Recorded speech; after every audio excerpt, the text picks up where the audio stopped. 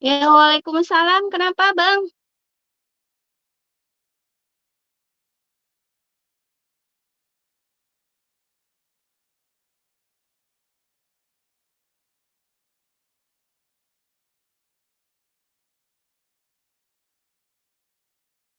Oh, iya, iya. Insya Allah. Baik. Amin, Wafik. Sama-sama.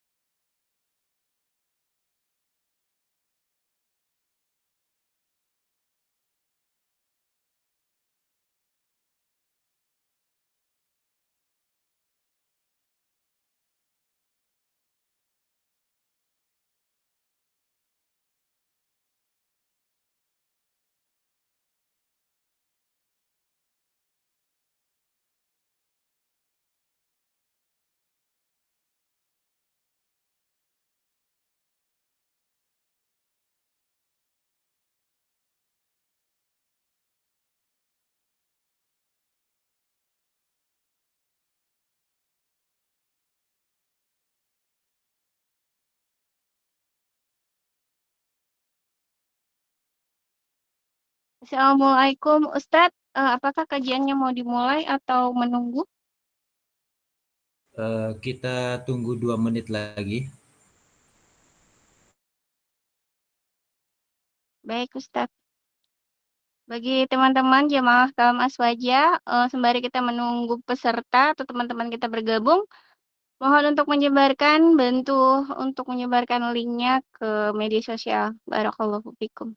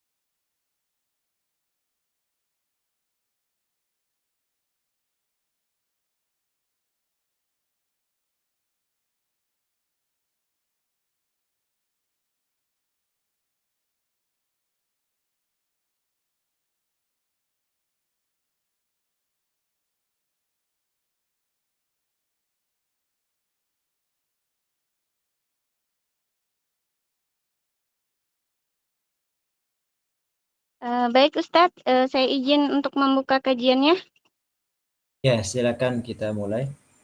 Oke, baik. Mohon maaf sebelumnya karena di rumah ada tukang, jadi agak bising. Baik, bismillahirrahmanirrahim. Alhamdulillah.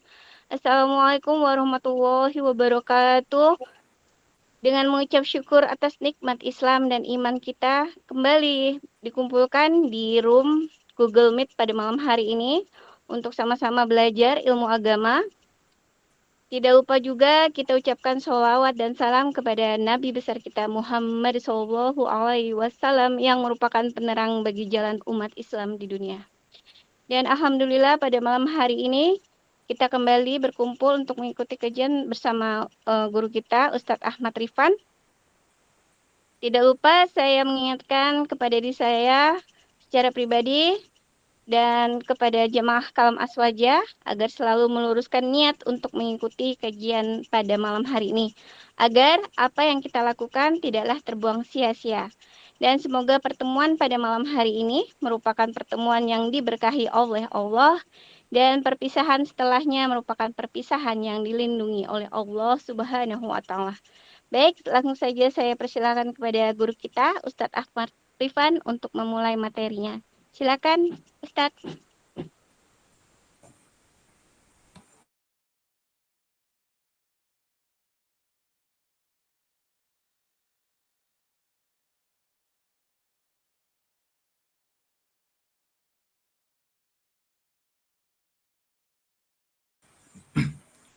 Bismillahirrahmanirrahim. Assalamualaikum warahmatullahi wabarakatuh.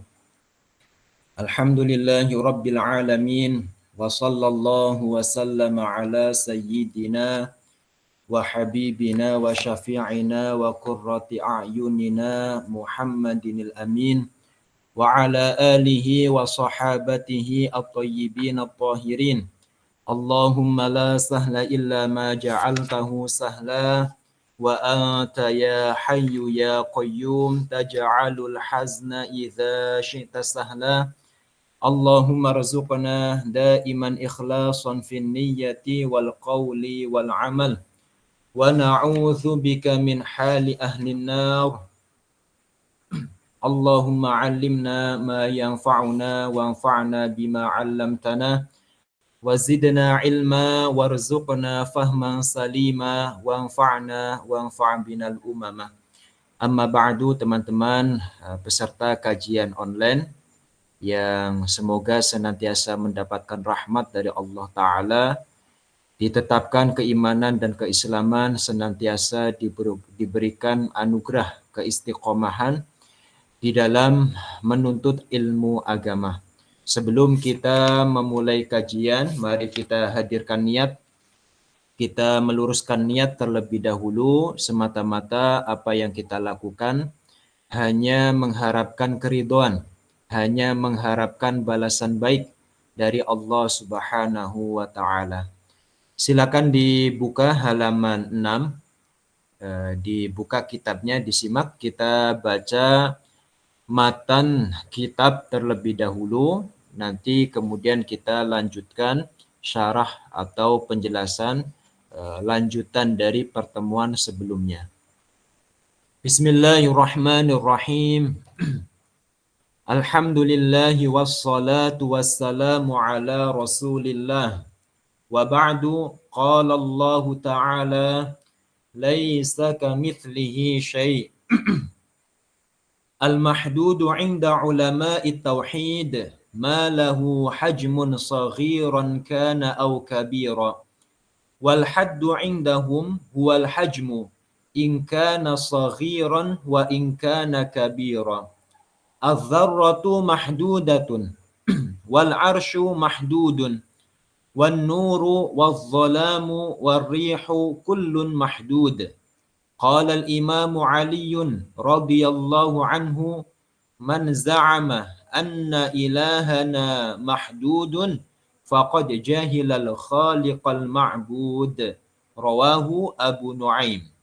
Qala al-Imam Abu Ja'farin at-Tahawi al-mauludu sanata 227 hijriyah wal mutawaffa sanata 321 hijriyah.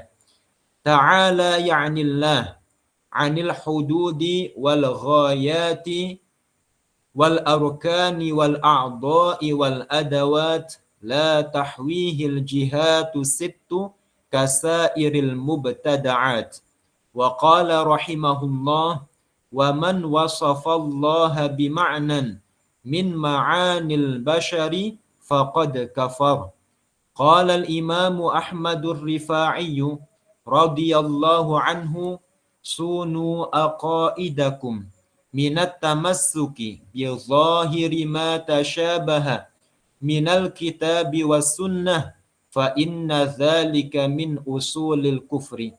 Wa qala aydan ghayatul ma'rifati billah al-iqanu biwujudihi ta'ala bila kaifi wala makan.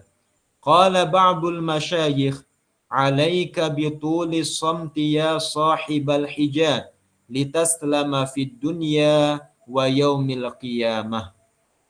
Nah, silakan dibuka kitabnya halaman 23. Kita teruskan kajian kita insyaallah. Malam ini insyaallah kita akan membahas tentang syarah perkataan dari Imam Ahmad Ar-Rifa'i. Pada pertemuan minggu lalu telah kita jelaskan sebagai muqaddimah tentang sekilas perkataan beliau, yaitu sunu aqaidakum minat tamassuki bi zahiri ma tashabaha minal kitabi was sunnah fa inna dzalika min usulil kufri. Mafhum dari perkataan beliau ini, kita seorang mukmin, seorang muslim harus menjaga keimanan, keyakinan kita. Dari apa kita jaga? Minat tamassuk, dari berpegang teguh dengan lahiriah, dengan pemahaman lahiriah ayat-ayat mutasyabihat atau hadis-hadis mutasyabih. Kenapa? Kita tidak boleh berpegang teguh dengan lahiriah ayat mutasyabihat dan juga hadis yang mutasyabih. Karena beliau mengatakan, fa inna dzalika min usulil kufri. Karena hal itu adalah pangkal dari kekufuran. Yang artinya, orang ketika memahami kemudian ia meyakini lahiriah dari ayat mutasyabihat atau hadis mutasyabih itu bisa menyebabkan menjadi penyebab keimanannya itu rusak, keluar dari agama Islam yang mewajibkan dia untuk mengucapkan kembali 2 kalimat syahadat. Apa penjelasan kalimat ini? Penjelasan atau syarah dari perkataan beliau ini. Nah, insyaallah kita akan bahas. Silakan dibuka halaman 23 ya. Nah, udah punya kitab ya. Nah, kitabnya dibuka atau PDF-nya dibuka. Bagi yang belum. Bismillahirrahmanirrahim. Qala al-muallifu rahimahullahu rahmatan wasi'ah. Wa nafa'ana bihi wa bi'ulumihi wa bi barakatihi wa amaddana bi amdadihi. Asyarhu hadzal imamur rifa'i kana fil qarni sadisi al-hijri. Asyarhu diharokati, diartikan. Asyarhu penjelasannya. Hadzal imamur rifa'i, beliau al-Imam Ahmad Ar-Rifa'i, kana fil qarni sadisil hijri. Beliau hidup di abad ke-6 Hijriyah. Beliau hidup di abad ke-6 Hijriyah. Wa kana muhadditsan, mufassiran, asy'ariyan, syafi'iyan, afdala wa a'lama ahli zamanihi. Wa kana muhadditsan, dan beliau adalah ulama pakar hadis. Wa kana muhaddisan, dan beliau adalah ulama pakar hadis. Mufassiron, ulama pakar tafsir. Ulama pakar tafsir. Asy'ariyan, beliau penganut Imam Abul Hasan al-Asy'ari. Asy'ariyan, beliau penganut Imam Abul Hasan al-Asy'ari. Dalam segi apa? Akidah. Dalam segi akidah, Imam Ahmad Ar-Rifai mengikut Imam Abul Hasan al-Asy'ari. Syafi'iyan, beliau adalah penganut mazhab Syafi'i dalam bidang fikih.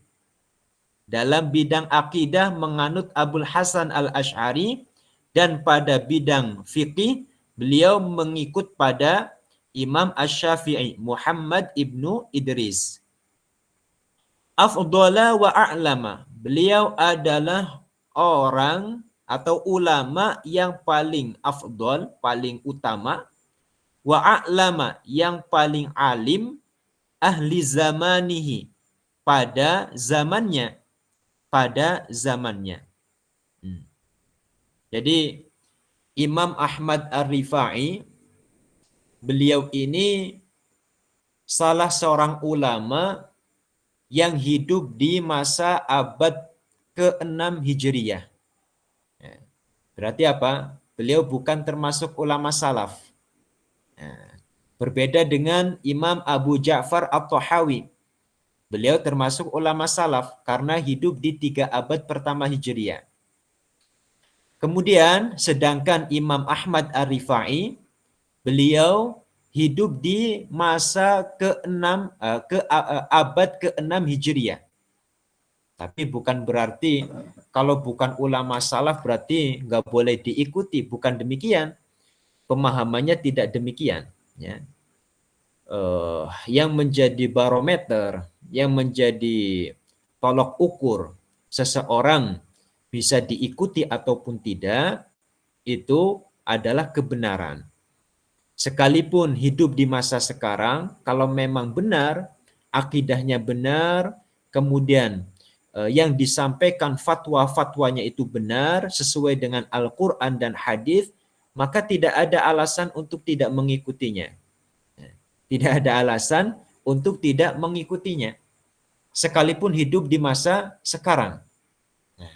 Tapi kalau kita membahas tentang keutamaan masa, memang betul yang paling utama, ulama yang paling utama adalah ulama yang hidup di masa salaf. Itu.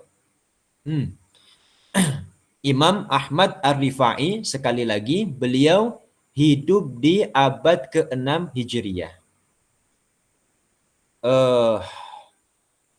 Biografi singkat beliau, biar kita tahu tentang keilmuan beliau. Beliau tadi dikatakan kana muhaddisan. Beliau itu pakar hadis. Pakar hadis. Kemudian mufassiron. Beliau pakar tafsir, ahli tafsir. Asy'ariyan. Beliau pengikut Imam Abul Hasan al-Asy'ari.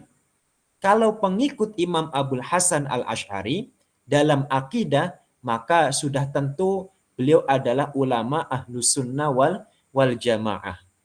Kenapa? Karena al-imam al-lughawi al-hafiz Muhammad Murtadha Az-Zabidi, beliau mengatakan gini, idza utliqa ahlus sunnati wal jamaah fal muradu bihim al-asy'ariyah wal maturidiyah. Silakan dicatat. Saya ulang. Idza utliqa ahlus sunnati wal jamaah fal muradu bihim al-asy'ariyah wal maturidiyah. Al-Hafiz Al-Lughawi Muhammad Murtadha Az-Zabidi menyatakan, ketika disebut istilah ahlus sunnah wal jamaah, ketika disebut istilah ahlus sunnah wal jamaah, maka yang dimaksud adalah Al-Asy'ariyah wal Maturidiyah. Pengikut Imam Abul Hasan Al-Asy'ari wal Maturidiyah, dan pengikut Imam Abu Mansur Al-Maturidi.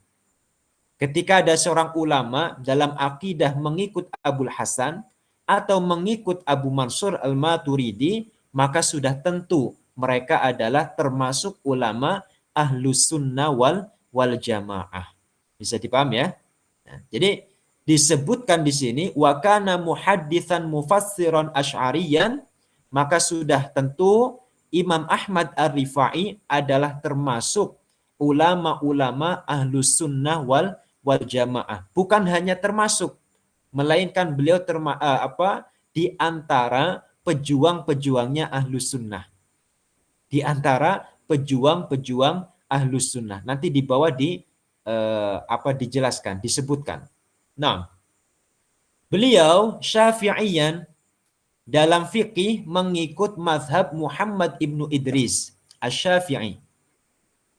Dalam fikih mengikut Imam Asy-Syafi'i, seperti halnya kita mengikut Imam Asy-Syafi'i. Dan Imam Ahmad Ar-Rifai adalah afdhala wa a'lama ahli zamanihi.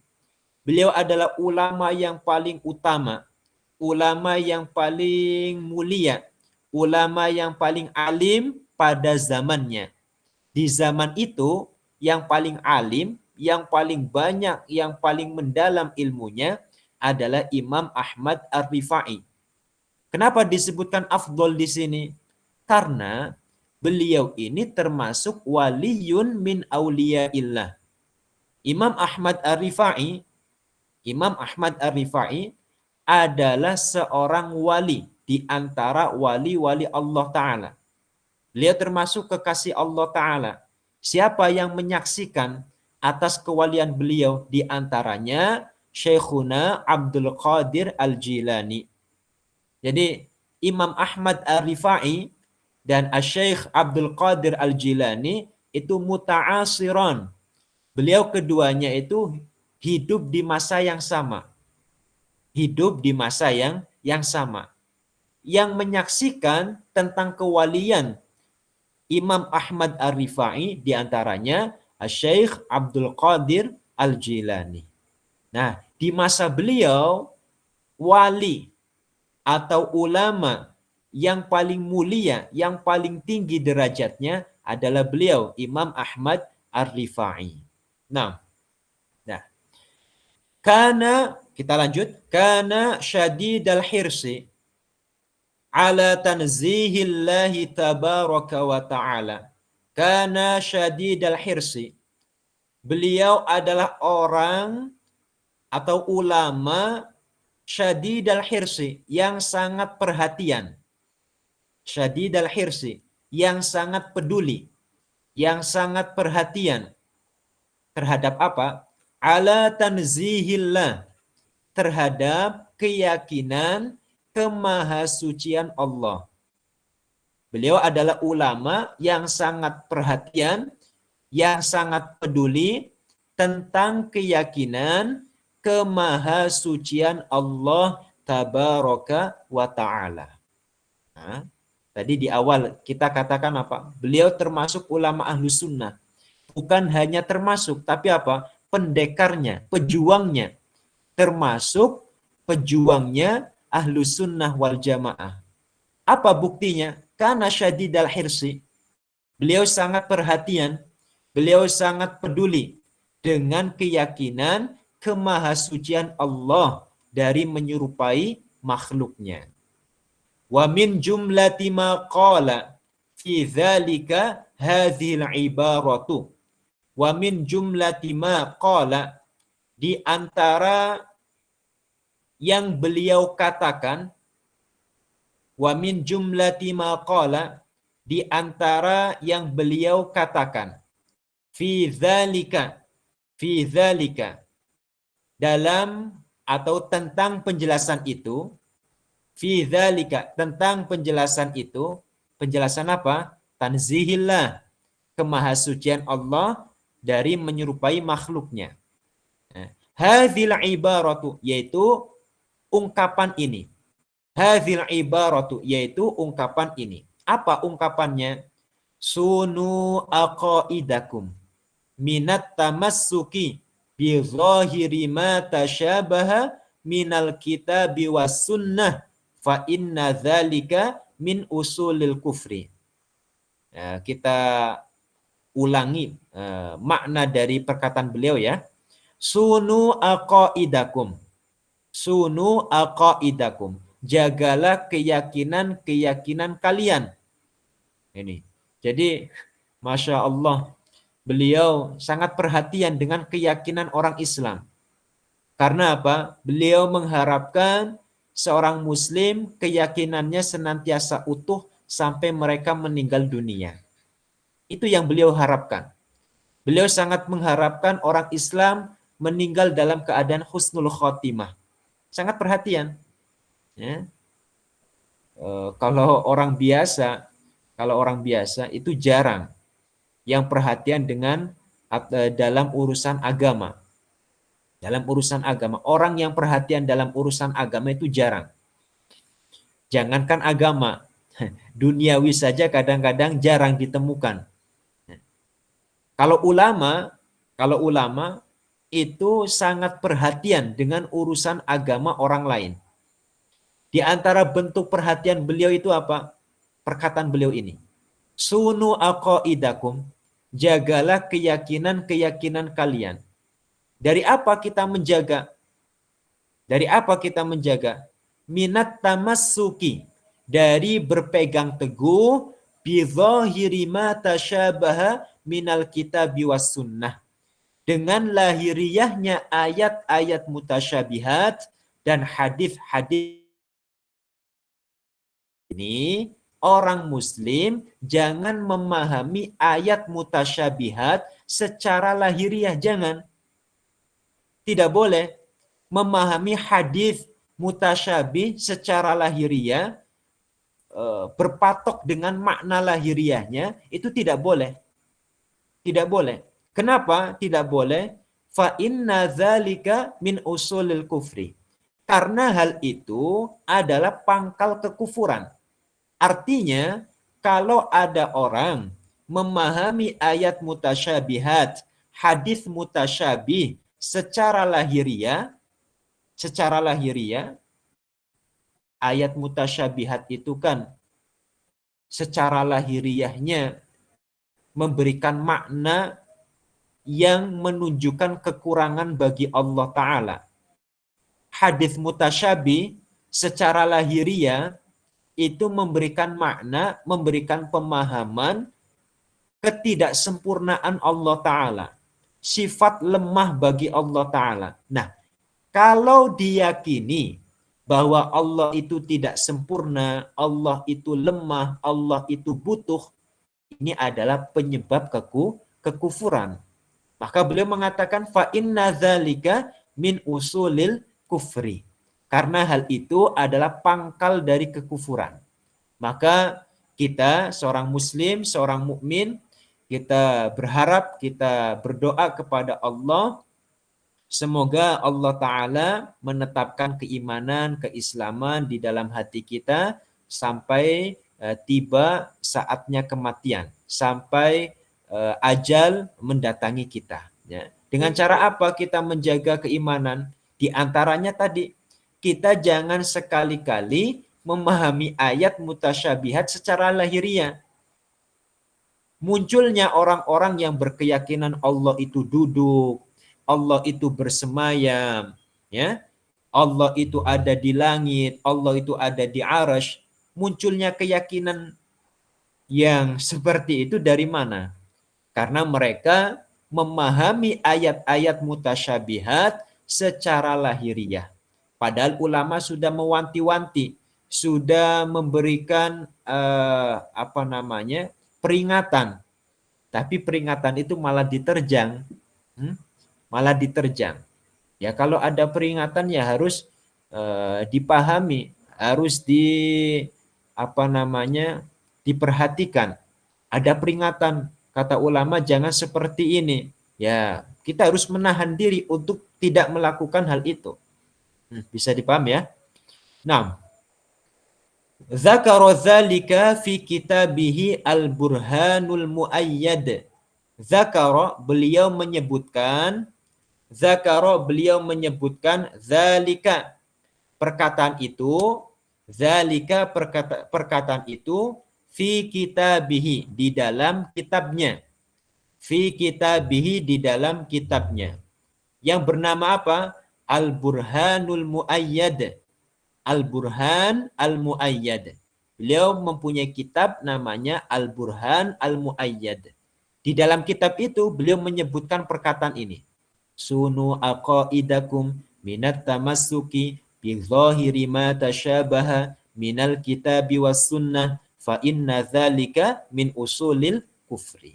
Nah, apa makna dari ungkapan beliau? Tadi sudah sepintas kita sampaikan. Tapi di kitab ini juga disampaikan. Wa makna hadzal ibarati. Adapun makna ungkapan ini, wa makna hadzal ibarati. Adapun makna ungkapan ini, annalladzi sesungguhnya orang ya'khudhu yang mengambil bi zahiri ba'dil ayati wal ahadits bi zahiri mengambil lahiriah ba'dil ayati sebagian ayat-ayat wal ahadithi dan sebagian hadis-hadis allati tuhimu yang lahiriahnya apa bahasa yang enak itu, tuhimu seakan-akan, seakan-akan memberikan pemahaman, allati tuhimu yang seakan-akan memberikan pemahaman, allati tuhimu yang seakan-akan memberikan pemahaman. Kalau seakan-akan berarti faktanya iya apa tidak? Ya tidak. Seakan-akan. Ya. Saya ulang. Annalladzi sesungguhnya orang ya'khudhu yang mengambil bi zahiri ba'dil ayati lahiriah sebagian ayat-ayat wal ahadithi dan sebagian hadis-hadis allati tuhimu yang seakan memberikan pemahaman. Dikasih seakan ya. Yang seakan memberikan pemahaman annallaha jismun, bahwasanya Allah adalah benda. Bahwasanya Allah adalah benda. Mustaqirrun yang menetap. Mustaqirrun yang menetap fi jihatil arsy di arah atas. Fi jihatil arsy di arah atas. Au annahu fi jihatil ardi. Atau bahwasanya ia Allah ada di arah fi jihatil ardi di arah bawah. Au annahu atau bahwasanya ia Allah fi jihatil ardi berada di arah bawah. Au anna lahu a'dha'an atau bahwasanya ia mempunyai anggota badan. Au anna lahu a'dha'an atau bahwasanya ia mempunyai anggota badan. Au annahu yataharraku atau bahwasanya ia bergerak, yataharrak bergerak, wa nahwa dzalika atau semacamnya, wa nahwa dzalika dan semacamnya, wa nahwa dzalika dan semacamnya, fahuwa kafirun, fahuwa kafirun, maka orang tersebut keluar dari agama Islam. Inilah makna dari ungkapan beliau. Jadi yang dimaksud ayat mutasyabihat itu Di dalam kitab ini dijelaskan ayat-ayat atau hadis-hadis yang lahiriahnya seakan-akan memberikan pemahaman bahwa Allah Ta'ala adalah benda. Seakan-akan. Dari tekstualnya, dari harfiahnya, seakan-akan memberikan pemahaman bahwa Allah itu benda. Atau memberikan pemahaman bahwa Allah itu ada di arah atas. Atau seakan memberi pemahaman bahwa Allah ada di arah bumi atau di arah bawah. Atau ayat tersebut atau hadis tersebut seakan memberikan pemahaman bahwa Allah itu mempunyai sifat gerak sebagaimana makhluknya. Ini lahiriahnya. Sehingga beliau itu mewanti-wanti, memerintahkan kita umat Islam agar tidak mengambil makna lahiriah itu. Ayat atau hadis mutasyabihat sebetulnya tidak ada satupun yang menjelaskan bahwa Allah atau menetapkan bahwasanya Allah adalah benda. Tidak ada. Kita baca ayat dari awal sampai akhir, dari juz pertama sampai juz 30, dari Al-Fatihah sampai An-Nas, kita baca ayat semua, itu nggak ada satupun ayat, ya. Atau kalau kita baca hadis, tidak ada satupun hadis yang menetapkan bahwasanya Allah itu benda. Tidak ada. Tidak ada. Tidak ada satupun ayat ataupun hadis yang menegaskan, yang menetapkan Allah itu bersemayam. Tidak ada. Dan juga tidak ada ayat ataupun hadis yang menetapkan bahwa Allah punya anggota badan. Itu tidak ada.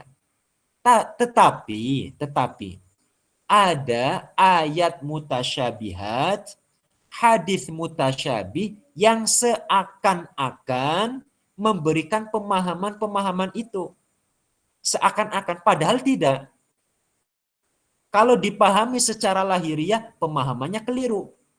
Menyangka Allah itu benda, menyangka Allah itu adalah sesuatu yang menempat di arah atas, menempat di arah bawah, atau bergerak. Itu kalau pemahaman lahiriah. Tapi yang dikehendaki ayat itu, yang dikehendaki dari hadis itu tidak demikian. Tidak demikian. Bahkan di dalam kitab tadi disebutkan orang yang mengambil pemahaman ayat mutasyabihat, hadis mutasyabih secara lahiriah, sehingga dia menyimpulkan, oh Allah adalah benda. Oh Allah itu bersemayam di langit. Oh Allah bersemayam di bumi. Allah itu bergerak. Apa yang dinyatakan di dalam kitab? Fahuwa kafirun. Maka dia telah keluar dari agama Islam. Wajib bagi dia untuk mengucapkan 2 kalimat syahadat untuk kembali ke dalam agama Islam. Ini senada, selaras dengan apa yang dinyatakan oleh para ulama-ulama terdahulu. Seperti yang dinyatakan oleh Asy-Syaikh Abdul Ghani An-Nabulsi. Asy-Syaikh Abdul Ghani An-Nabulsi. Syekh Abdul Ghani An-Nabulsi di dalam kitab Al-Fathur Rabbani. Al-Fathu Ar-Rabbani. Di dalam kitab Al-Fathu Ar-Rabbani. Beliau menyatakan gini, coba diperhatikan. Biar nanti tidak dikira kita ini mudah mengkafirkan ya. Agar tidak diduga kita ini terburu-buru mengkafirkan.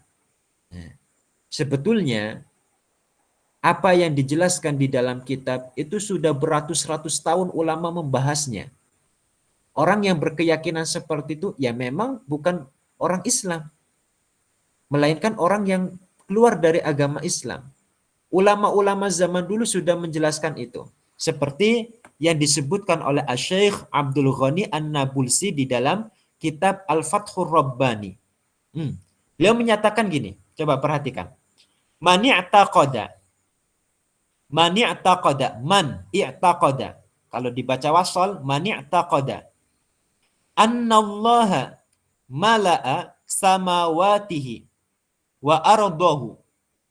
Au annahu jismun qaidun fawqal arshi. Fahuwa kafirun. Wa in za'ama annahu muslimun. Saya ulang. Man i'taqada. Man i'taqada. Annallaha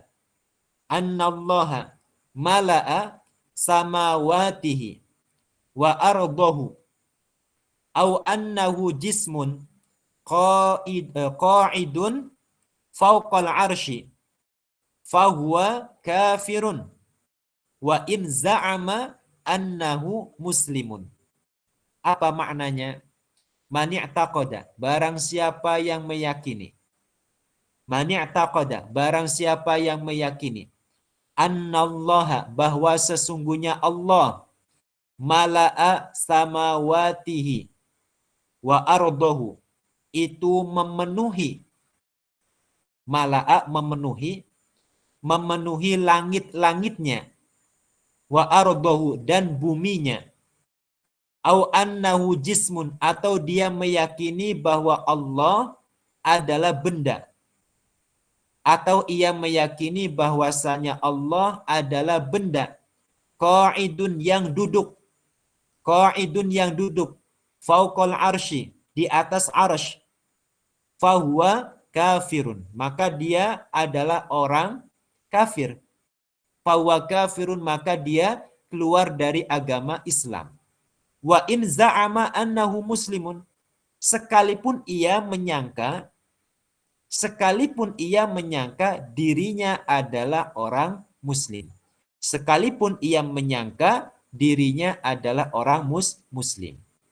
Jadi kalau ada orang berkeyakinan Allah itu bertempat di langit, bertempat di bumi, atau menyangka atau meyakini Allah itu adalah benda, baik itu besar atau kecil atau sedang, yang duduk di atas arsy. Apa kata beliau? Asy-Syaikh Abdul Ghani An-Nabulsi. Beliau mengatakan, fahuwa kafirun. Maka dia bukanlah orang muslim.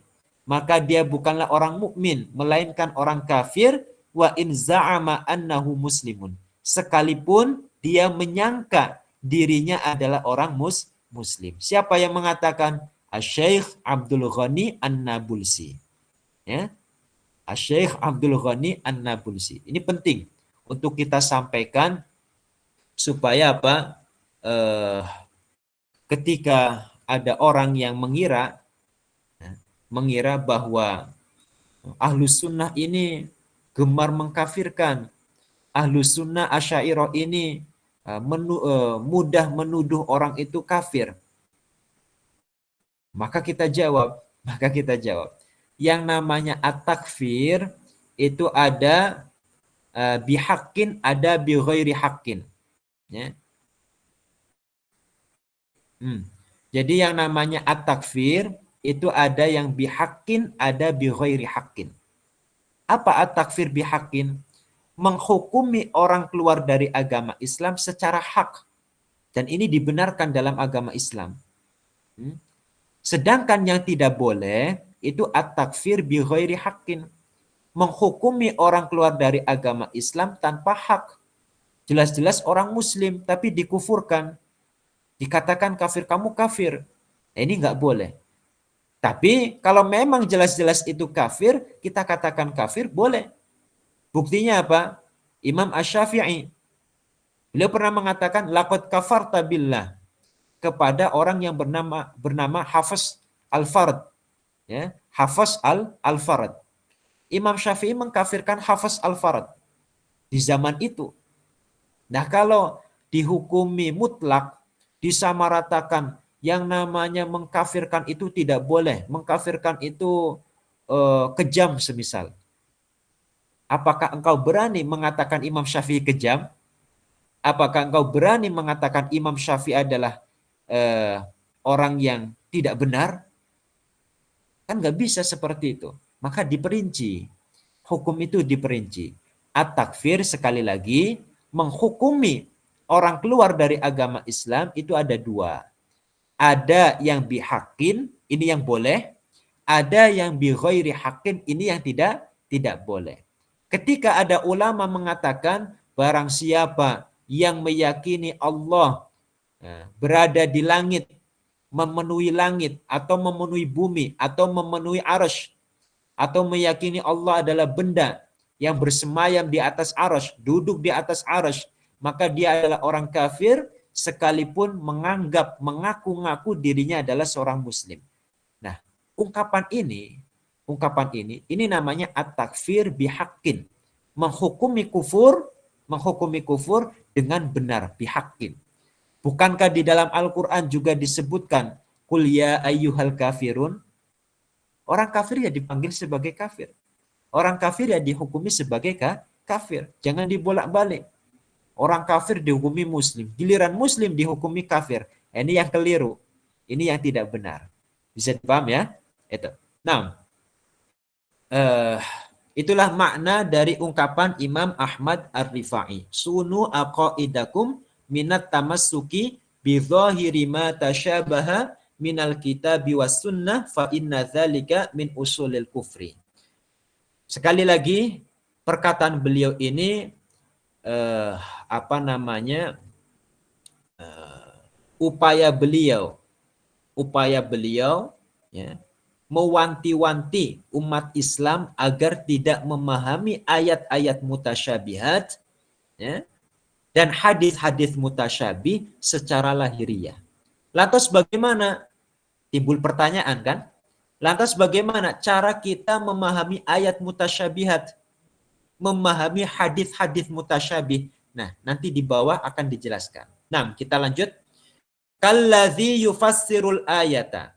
Nah, orang yang kafir itu seperti siapa? Kalladzi, seperti orang. Kalladzi, seperti orang. Yufassirul ayata, yang menafsiri ayat Ar-Rahmanu 'alal arsyistawa. Ar-Rahmanu 'alal arsyistawa. Ini ayat yang jadi senjata senjatanya orang Wahabi, senjatanya orang Mujassimah, orang Musyabihah untuk menetapkan Allah bersemayam, bertempat di atas arsy. Nah, di sini dibahas kalladzi yufassirul ayata, seperti orang yang menafsiri ayat Ar-Rahmanu 'alal arsyistawa. Ayat ke-5 dari surah Thaha. Bil julusi, dengan mengartikan duduk. Bil julusi, dengan mengartikan duduk. Fahuwa kafirun, maka orang tersebut dihukumi kafir, keluar dari agama Islam. Kalau ada orang memahami, menafsiri ayat Ar-Rahmanu 'alal arsyistawa dengan makna julus, julus itu artinya apa? Duduk. Dengan makna duduk, maka orang tersebut dihukumi keluar dari agama Islam. Ya. Ar-Rahmanu 'alal arsyistawa, di situ ada kalimat istawa. Ada lafaz istawa. Istawa itu maknanya bagi Allah itu bukan julus. Tapi apa maknanya? Di bawah disebutkan. Jadi sebelum kita menyebutkan makna yang benar, kita sebutkan makna yang keliru terlebih dahulu. Nah, sekali lagi, orang yang menafsiri ayat Ar-Rahmanu 'alal arsyistawa, istawa diartikan dengan al-julus, fahuwa kafirun, maka orang tersebut keluar dari agama Islam. Kenapa? Orang yang mengartikan itu, mengartikan dengan al-julus dihukumi keluar dari agama Islam. Alasannya, wahadha syatmun lillahi. Wahadha, hal ini syatmun lillah, cacian terhadap Allah. Mengatakan Allah itu duduk, ini adalah cacian bagi Allah. Kenapa? Li'annal julusa, karena sesungguhnya sifat duduk, li'annal julusa, karena sesungguhnya sifat duduk, min sifatil malaikati, termasuk sifat-sifatnya malaikat, termasuk sifat-sifatnya malaikat, wal jinni, dan jin. Malaikat duduk, jin juga duduk, wal bashari, dan manusia, wal bashari, dan manusia, wal kilabi, dan kilab. Kilab itu jamak dari kalbun. Apa? Kalbun, dog-dog ya. Kalbun, wal kilab. Wal khonaziri, dan sifatnya khonazir. Khonazir itu jamak dari khinzir. Khinzir itu apa? Yang kalau di film apa? Kalau di film-film itu hewan yang sukanya di lumpur, yang warna kulitnya warnanya pink, itu namanya khonazir. Ada sama santri yang bilang khonazir itu maknanya B2, ya, B2. Khonazir. Wal qurudi, dan qurud. Qurud itu jamak dari qirdun. Qirdun, monyet, ya, kera. Nah, jadi kenapa orang yang mengatakan Allah duduk itu dihukumi keluar dari agama Islam? Karena ungkapan Allah duduk adalah syatmun lillah. Apa? Celaan, cacian. Cacian bagi Allah Ta'ala. Mengatakan Allah itu duduk, kalimat tersebut merupakan cacian bagi Allah. Dari sudut pandang mana kok bisa dikatakan cacian? Li'annal julus min sifatil malaika. Karena yang namanya duduk itu termasuk sifatnya malaikat. Malaikat itu duduk. Bukan hanya malaikat, wal jin. Jin juga punya sifat duduk. Wal bashar, manusia juga punya sifat duduk. Bahkan kilab, anjing ya. Kemudian khonazir, kera, itu semuanya punya sifat duduk. Yang namanya duduk bisa disifatkan kepada sesuatu yang mempunyai dua bagian. Bagian atas dan bagian bawah. Kalau nggak punya dua bagian ini, maka tidak bisa dinisbatkan baginya sifat duduk. Seperti apa? Seperti batu. Apa pernah kita mendengar batu ini duduk? Kan nggak pernah. Ya karena apa? Batu nggak punya bagian atas, bagian bawah.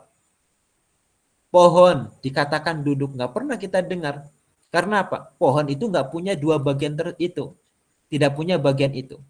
Yang bisa dikatakan duduk, itu sesuatu yang punya dua bagian. Punya dua anggota. Bagian anggota atas, dari tengah ke atas dan dari tengah ke bawah. Manusia itu kan punya bagian itu. Maka dikatakan duduk. Malaikat juga punya bagian itu. Sehingga dikatakan duduk. Nah, hewan juga demikian. Orang yang mengatakan Allah itu duduk, sudah pasti secara tidak langsung dia menetapkan anggota badan bagi Allah Subhanahu wa Ta'ala. Ya sangat jelas hukumnya. Dikatakan keluar dari agama Islam karena pertama, dia menisbatkan sifat duduk kepada Allah. Di mana sifat duduk adalah sifatnya makhluk. Di mana sifat duduk bisa dimiliki oleh sesuatu ketika sesuatu tersebut mempunyai dua bagian anggota tubuh. Allah Ta'ala maha suci dari anggota tubuh. Allah Ta'ala maha suci dari fisik.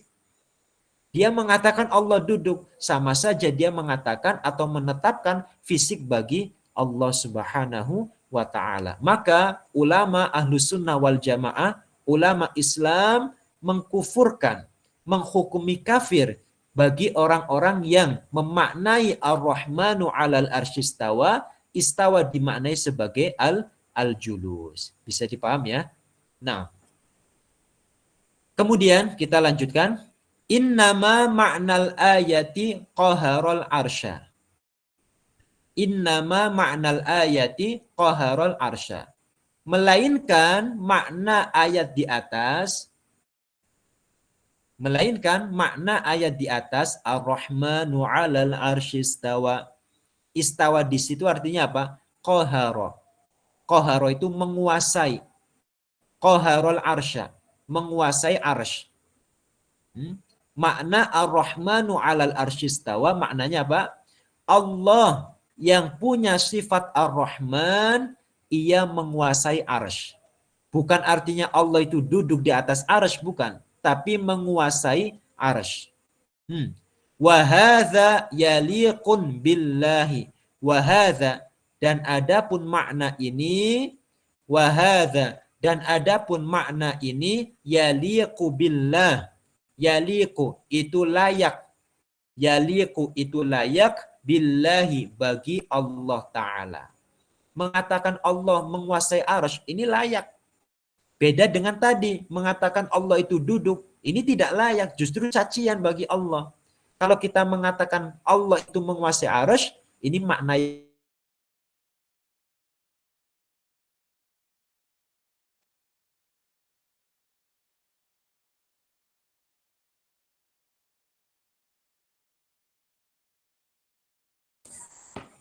aduh.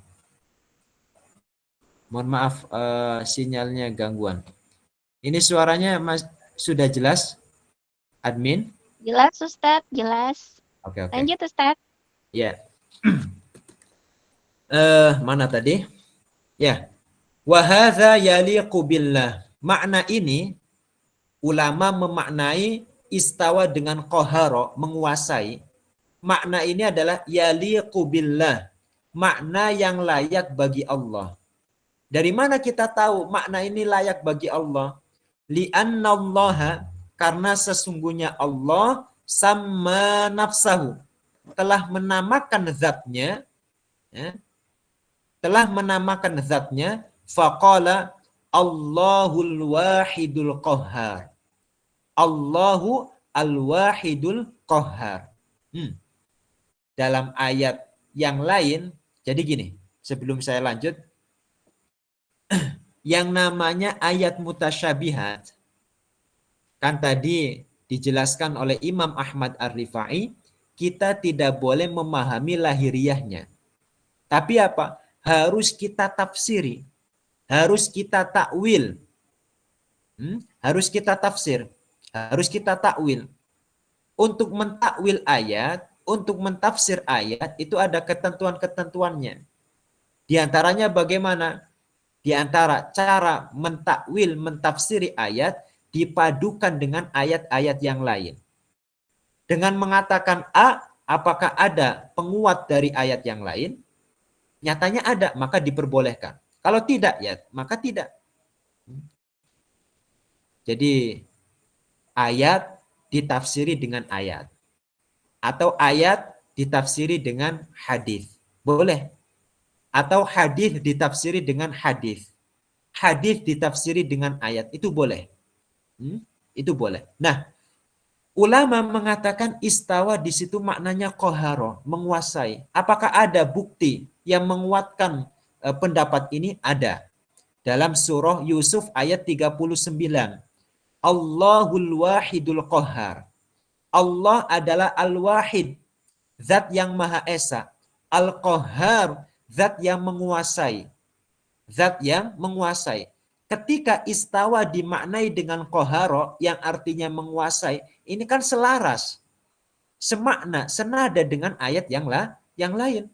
Dalam ayat Allahul wahidul qahhar, Allah menamakan zatnya dengan qahhar. Menamakan zatnya dengan qahhar. Ketika ulama menyebut istawa maknanya qahara, ya memang tepat, sesuai dengan ayat yang lain. Itu. Liza yusammi al-muslimuna abna'ahum abdal qahiri. Liza, karenanya yusammi al-muslimuna, orang-orang Islam menamakan, yusammi, menamakan, al-muslimuna, oleh orang-orang Islam, menamakan apa? Abna'ahum, anak-anak mereka. Ketika punya anak, mereka namakan dengan apa? Abdal Qahiri, dengan Abdal Qahiri. Wa Abdal Qahari. Nah, boleh. Sesuai itu menamakan anak dengan Abdal Qahir atau Abdul Qahir. atau Abdul Qahar. Abdul Qahir artinya apa? Hamba dari zat yang maha kuasa. Abdul Qahir, hamba Allah yang hamba dari zat yang maha kuasa, Allah Subhanahu wa taala. Walam yusammi ahadun minal muslimina ibnahu bi Abdul Jalisi, bi Abdul Jalisi au Abdul Qaidi. Walam yusammi, dan tidak menamakan ahadun minal muslimina, seorang pun dari orang-orang Islam, ibnahu, anaknya, bi Abdul Jalisi, dengan nama Abdul Jalis, au Abdul Qaidi, atau dengan Abdul Qaid. Jalis artinya duduk, Qaid juga artinya duduk. Bisa dipahami. Jadi gini. Istawa tadi kan maknanya bukan julus. Istawa di situ maknanya bukan jalasa. Ya. Karena apa? Jalasa ini adalah sifat makhluk, tidak layak bagi Allah. Kemudian dalam Al-Quran sendiri tidak ada yang menjelaskan Allah mempunyai sifat jalis. Ya. Al-Jalis ada, Al-Jalis dalam Asmaul Husna itu tidak ada. Al-Jalis dalam Al-Asmaul Husna itu nggak disebut sebagai nama Allah. Memang bukan nama Allah. Kan gitu. Nah, sedangkan ulama yang memaknai istawa dengan qahara itu selaras dengan ayat-ayat yang lain. Allah sendiri menamakan zatnya dengan Al-Qahar. Zat yang maha kuasa. Nah, dari sini kita paham. Di antara dua makna ini, qahara dan jalasa, kan yang layak bagi Allah itu makna qahara, menguasai. Sehingga orang-orang Islam menamakan anak-anak mereka dengan apa? Abdul Qahir. Hamba dari zat yang maha kuasa, Allah Subhanahu wa taala. Apa pernah kita mendengar ada anak santri atau siswa yang namanya Abdul Jalis? Ya nggak ada. Kenapa nggak ada? Karena Jalis ini bukan nama Allah. Yang nama Allah adalah Al-Qahar atau Al-Qahir. Bisa dipaham ya? Itu maksudnya. Nah, sedikit lagi. Sebelum saya lanjutkan bacaannya ini, jadi pemaknaan istawa dengan qahara atau istaula, menguasai, ini kadang-kadang diprotes oleh orang Wahabi, diprotes oleh orang-orang musyabbihah. Di antara kritikan mereka yang pertama apa? Di antara kritikan mereka yang pertama, kenapa kalian, ini diantaranya. Yang pertama, biasanya mereka mengatakan gini, kenapa Allah menguasai? Bukankah Allah Ta'ala itu menguasai segala sesuatu? Bukan hanya arasy. Gitu. Kenapa kalian memaknai istawa di situ artinya qahara, menguasai? Bukankah Allah Ta'ala menguasai segala sesuatu, bukan hanya arasy? Nah, kadang-kadang perkataan ini untuk menjebak orang-orang awam. Tapi kita jangan sampai terjebak juga. Maka kita katakan gini, memang betul Allah Ta'ala menguasai segala sesuatu. Tapi kenapa di sini Allah Ta'ala mengkhususkan arasy dalam penyebutannya? Kenapa Allah Ta'ala menyebut Ar-Rahmanu 'alal arsy istawa, tidak 'alas sama istawa atau 'alal ardi istawa? Kenapa pakainya arasy, tidak langit saja atau bumi saja? Kenapa disebutnya al-arasy? Maka kita sebut atau kita jawab, ini sebagaimana yang disebut dalam ayat yang lain. Wa huwa rabbul arsyil azim. Allah Ta'ala menyebut wa huwa rabbul arsyil azim. Allah adalah Tuhannya arsy. Padahal Allah Ta'ala adalah Tuhan dari semuanya. Tuhan dari semuanya. Allah pencipta manusia, Allah pencipta langit, Allah pencipta malaikat, dan pencipta segala sesuatu.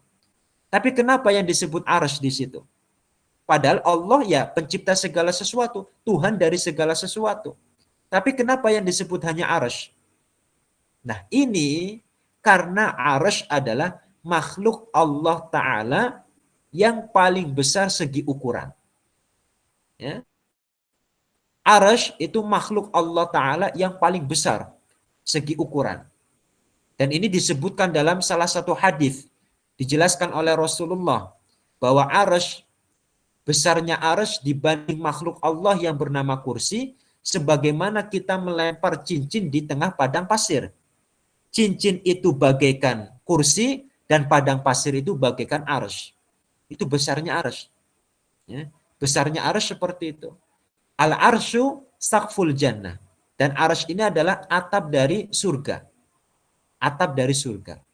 Jadi disebut kalimat atau nama arsy di situ sudah tentu makhluk yang lain juga adalah diciptakan oleh Allah Ta'ala. Ketika Allah menyebut wa huwa rabbul arsyil azim, Allah Ta'ala adalah Tuhan pencipta arsy, maka sudah tentu makhluk-makhluk yang kecil itu, makhluk-makhluk yang ukurannya di bawah arsy sudah tentu diciptakan juga oleh Allah. Yang besar saja diciptakan oleh Allah, apalagi yang kecil-kecil. Kalau arsy saja kalau arsy saja diciptakan oleh Allah, apalagi manusia yang bentuknya kecil-kecil seperti itu. Nah, sama juga pada Ar-Rahmanu 'alal arsy istawa. Nah, kenapa disebut arsy? Bukankah Allah Ta'ala itu menguasai segala sesuatu? Iya, memang betul. Karena kalau sudah arsy saja dikuasai oleh Allah, apalagi yang kecil-kecil. Contoh gini.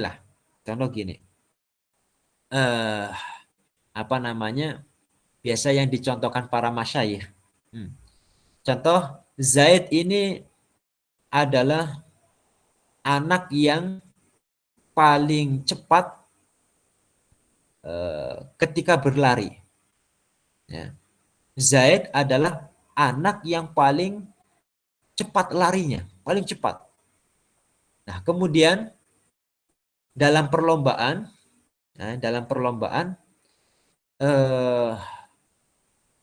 setelah berlomba atau gini, di pondok sini, biar mudah contohnya.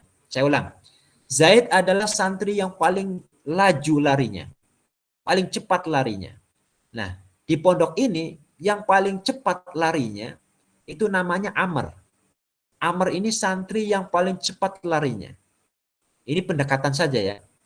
Kalau Zaid sudah mampu mengalahkan Amr, di mana Amr adalah santri yang paling cepat larinya di pondok ini, maka sudah tentu anak-anak yang larinya di bawah Amr sudah tentu terkalahkan oleh Zaid. Dengan saya mengatakan Zaid itu lebih cepat daripada Amr. Saya mengatakan ke teman-teman sekalian, Zaid adalah santri yang paling cepat, bahkan mengalahkan Amr. Ya. Maka sudah tentu Zaid ini mengalahkan juga anak-anak yang larinya di bawah Amr. Itu pendekatannya. Bisa dipaham ya? Kalau disebut Ar-Rahmanu 'alal arsy istawa, Allah Ta'ala menguasai arsy, makhluk Allah yang paling besar. Sudah tentu makhluk yang kecil ukurannya di bawah arsy, Allah Ta'ala juga menguasainya. Itu. Bisa dipaham ya? Itu yang pertama. Yang kedua,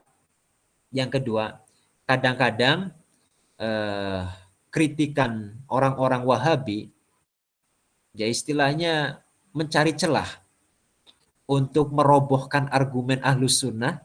Nah, mereka mencari celah. Di antara celahnya gini, syubhat mereka gini, mengartikan istawa dengan makna qahara atau istaula, makna menguasai, ini nggak ada disebut oleh ulama salaf.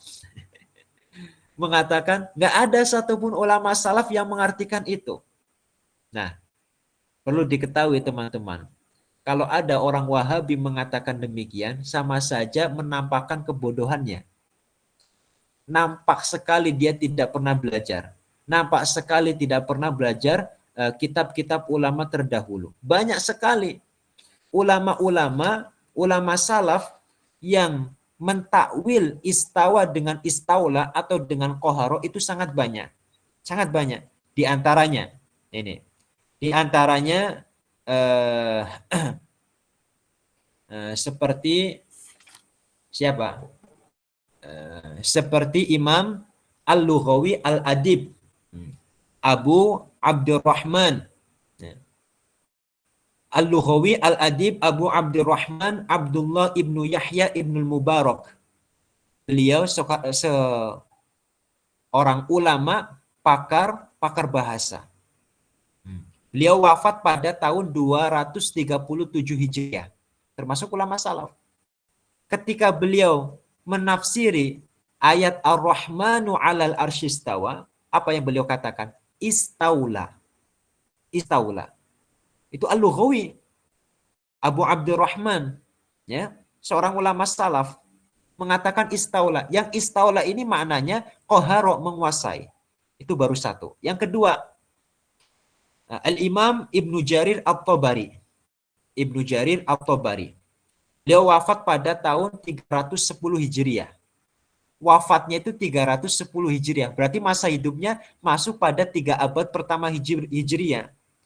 Beliau mengatakan ketika menafsiri ayat tsummastawa ilas sama, beliau mengatakan ala wartafa'a 'alaiha uluwa mulkin wa sultanin la uluwa tiqalin wa zawalin. Nah. Kemudian Al-Imam Al-Lughawi Abu Ishaq Ibrahim Az-Zajjaj, beliau ulama salaf juga, mengartikan istawa dengan istaula. Itu di dalam kitab Ma'anil Quran. Di dalam kitab Ma'anil Quran. Jadi kalau teman-teman di kampung, ya, di wilayah masing-masing ada isu-isu seperti itu, ada orang Wahabi mengatakan istawa, nggak ada ulama salaf yang mengartikan istaula. Nah, nggak ada ulama salaf yang mengartikan istawa dengan qahara. Nah, jangan langsung khawatir, jangan langsung takut, karena ucapan mereka itu tidak berlandas. Kalau kita sebutkan, sangat banyak ulama salaf yang mengartikan istawa dengan istaula. Justru mereka dengan mengatakan istawa, tidak ada ulama salaf yang mengartikan istaula, ini menampakkan ketidaktahuan mereka di hadapan kita. Ya. Mereka yang mengaku-ngaku salaf tapi hakikatnya tidak mengetahui apa yang menjadi fatwanya para ulama salaf. Nah, kita mengaku salaf juga, memang betul-betul kita mengikut ulama salaf, tidak seperti yang diklaimkan oleh orang-orang di luar ahlus sunnah wal jamaah. Nah, mungkin udah jam berapa ini? Belum selesai tapi waktunya sudah tinggal 2 menit lagi. Jam 9 kurang 2 menit lagi. Insyaallah kita teruskan di pertemuan yang akan datang, ya. Halaman 24 ditandai perkataan hatta walau qala innahu yuhadzil arsya min ghairi mumasatin fahuwa kafirun aidan li'anna alladhi yuhadzi syai' imma ayyakuna mithlahu aw akbaru aw asghara wa kullu syai'in dakhalahu taqdir fahuwa makhluqun muhtajun liman khassasahu bihadza. Ini nanti kita teruskan di pertemuan yang akan datang, di malam Ahad yang akan datang. Mudah-mudahan sebelum Ramadan, ya, kita sudah menghatamkan kitab ini.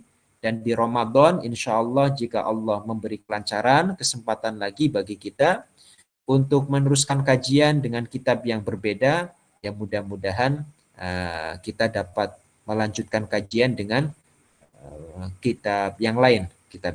Saya punya keinginan nanti sebelum Ramadan kita ngaji tentang hukum puasa, ya. Kitab yang menjelaskan khusus tentang hukum puasa, insya Allah. Supaya ingat, ya, mengingatkan kembali tentang hukum puasa. Kalau puasa ini kan nggak setiap hari kita lakukan. Ya, puasa Ramadan nggak setiap hari kita lakukan. Beda dengan sholat. Ya, ada kemungkinan barangkali penjelasan puasa itu ada sebagian yang sudah lupa. Dengan kita mengaji, mengulang kajian tentang puasa, ya mudah-mudahan bisa ingat kembali apa yang dulu pernah kita pelajari. Ya, mungkin itu pertemuan kali ini. Kalau ada pertanyaan, saya rasa bisa dikumpulkan terlebih dahulu. Nanti insya Allah di pertemuan yang akan datang bisa disampaikan. Gitu ya. Barakallahu fikum. Wa ahsanallahu ilaikum. Wafaqanallahu wa iyyakum fima yuhibbuhu wa yardah. Kita cukupkan dengan baca tahlil, salawat dan istighfar. La ilaha illallah. Allahumma salli ala sayyidina Muhammad wa ala alihi wa sahbihi wa sallim. Rabbi ighfirli wa liwalidayya wa lil mu'minina wal mu'minat. Walhamdulillahi rabbil alamin. Kurang lebihnya mohon maaf kalau ada tutur kata yang kurang tepat, pemilihan kata yang kurang bijak. Mohon kiranya untuk dimaafkan. Wabillahi taufiq wal hidayah. Wassalamualaikum warahmatullahi wabarakatuh. Waalaikumsalam warahmatullahi wabarakatuh. Baik, terima kasih banyak Ustadz atas ilmu yang diberikan pada malam hari ini. Buat jemaah Kalam Aswaja, terima kasih juga atas semangat dan istiqomahnya untuk menghadiri kajian pada malam hari ini. Semoga pertemuan malam hari ini kita termasuk orang-orang yang dikumpulkan oleh Baginda Rasulullah Shallallahu Alaihi Wasallam. Saya pamit undur diri. Assalamualaikum warahmatullahi wabarakatuh. Waalaikumsalam warahmatullahi wabarakatuh. Terima kasih Umi Titik, sehat-sehat selalu. Amin, sama-sama. Barakallahu fiikum. Amin wafik. Terima kasih juga para admin yang sudah membantu kajian malam hari ini. Semangat.